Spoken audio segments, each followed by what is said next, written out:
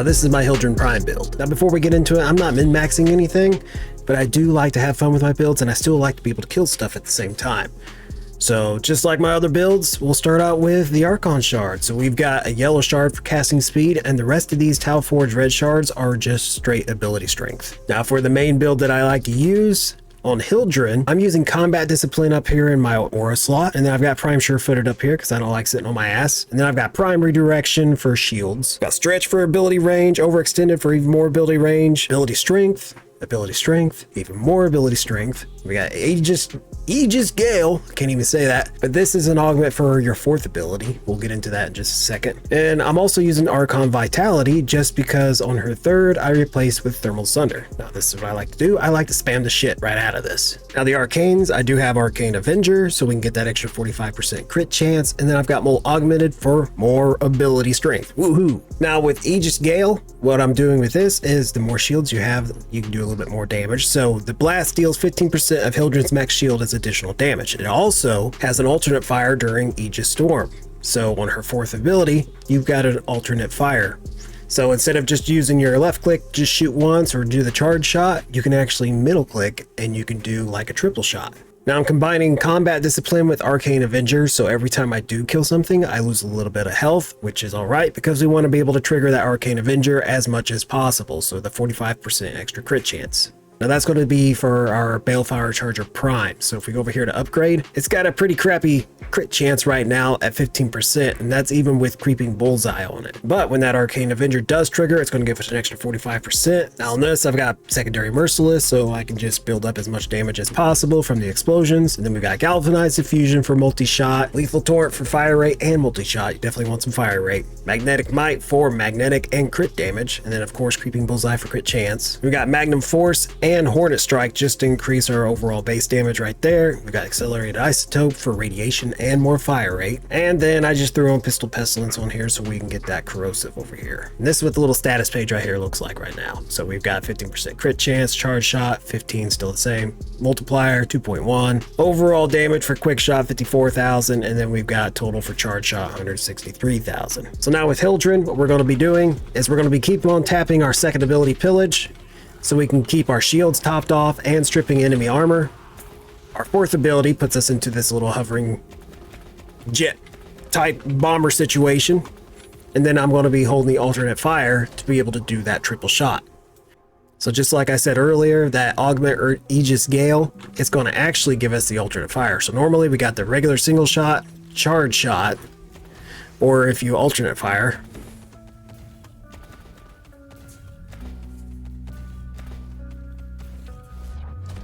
it's like a multi-triple shot, whatever you want to call it. And then also, like I said, I put Thermal Sunder on her 3rd ability. And we also got Archon Vitality so we can get the double heat procs. So we're stripping armor, stripping shields, and we're also cooking people. Or we can levitate, and you can activate it in the air if you wanted to. But that's pretty much how we're going to be playing Hildryn.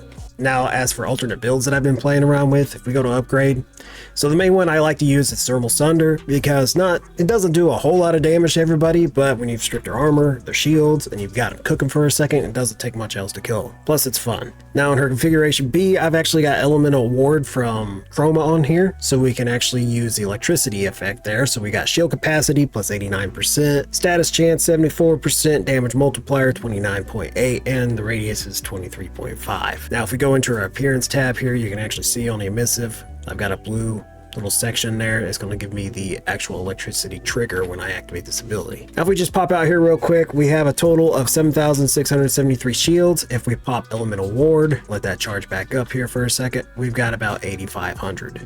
Then for her 3rd build that I was messing around with, I was playing with Hero's Chains just because I like locking people into place. Plus it gives you a little bit extra shields. So if we pop out of here, let's spawn some enemies in. Now since we got Condemn on our 3rd, if you take a peek up there in the top right, we got 6,500 shields. If we use Hero's Chains, we go up to 7,700. And everybody's frozen in place for a second.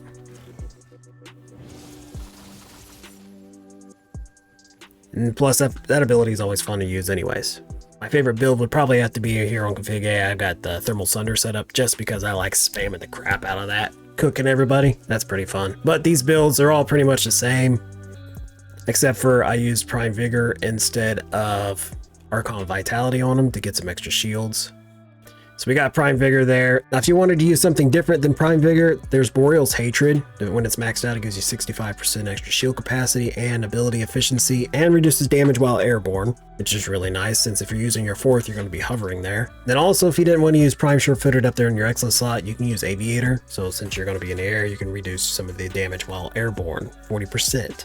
Oh, and I also wanted to say too that Hildryn's fourth ability lets you hover, but you can only go so high as long as there's ground underneath you. So we're here right above this ledge, but if we come out here a little bit, it's going to drop us down a little bit.